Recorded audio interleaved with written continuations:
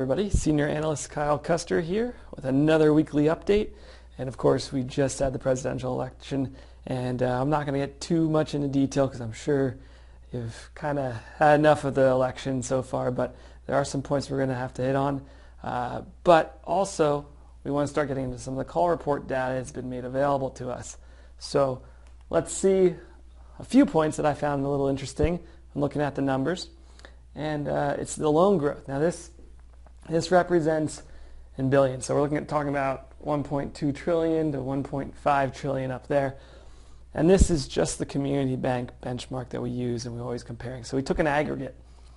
And what was really interesting was the incredible amount of loan growth we've seen over the past 4 quarters.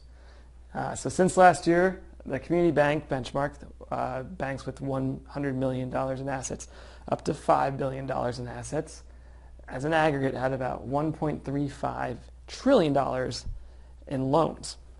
And they managed to grow that a little over 1.5. So that's around a 10% growth rate, but that's outpacing deposits. Now, of course, deposits aren't going into the banks right now as much because people are chasing yield, and those low rates that we're offering on deposit accounts just isn't really pulling in that demand that we need. And here's an example of where the funding for these loans is coming from. Now, since the 2015 quarter 3, we've seen a roughly 7% increase in just regular deposits, non-brokered. Now, again, remember we just said that loans had increased by 10%, so we're going to need a little more funding for these loans. Meanwhile, brokered deposits and borrowings. Brokered deposits up from a year ago, 18%. And other borrowings are up 13% from last year. So you're starting to see a little bit of an imbalance here, but looking at the yield curve, we might get a little bit of a leveling out here. Over the past week since the election, we've seen significant changes in the bond market. Mortgage rates are moving up, and we're anticipating a Fed rate hike. So our original concern with the yield curve was for a while was that the Fed was really wanting to push up short-term rates.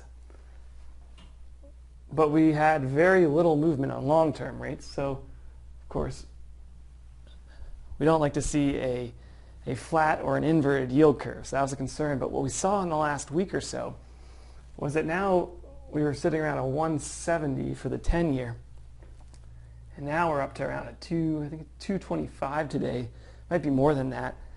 And that the short end is actually moving up a little slower, but is also moving up as well. So we might get some deposit movement here, increasing those deposits that we need to issue those loans.